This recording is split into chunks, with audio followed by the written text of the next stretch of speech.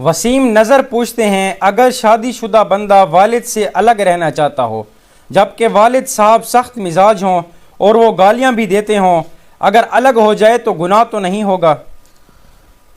بھائی وسیم، شادی کے بعد والدین سے علیحدہ ہونے کی جو بنیادیں آپ بتا رہے ہیں یہ علیحدہ کی بنیادیں نہیں ہیں۔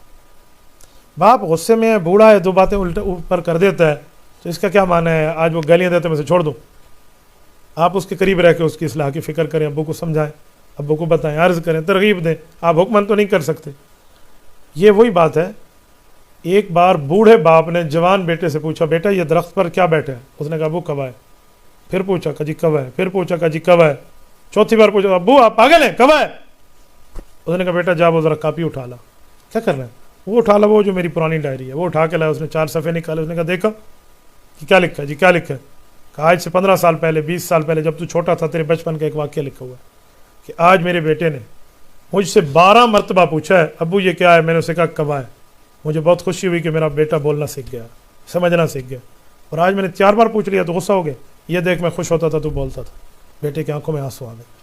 تو آج جب باپ ماں بوڑھے ہو گئے ہیں، بلڈ پریشر ان کا ہائی ہو گیا ہے، ان کو تکلیفوں سے واسطہ ہے، تو چھوڑ کے چلا جا، میرا باپ مجھے گالی دیتا ہے، یار اگر 2 جملے باپ نے کہہ بھی دیے ہیں تو کیا ہو گیا؟ تو چپ ہو جانا، آپ چپ ہو جائیں۔ میں تو ان بہوؤں پہ حیران ہوں جو لڑکی بیاہ ہو کے گھر آتی ہے نا، ابھی پالتی سے اور اس نے اپنی ڈولی سے پاؤں نیچے نہیں اتارا اور پہلے سوچا ہے ماں سے اپنے خاوند کو جدا کیسے کروں گی۔ یہ کیا بات ہے یار، یہ کیا معاملہ؟ ایک خاتون مجھے کہنے لگی حکمن اور قضاءن اور دینن میرے اوپر ساس سسر کی خدمت واجب نہیں ہے۔ میں نے کہا جی ٹھیک ہے، لیکن اخلاقن ہے؟ چپ ہو گئے۔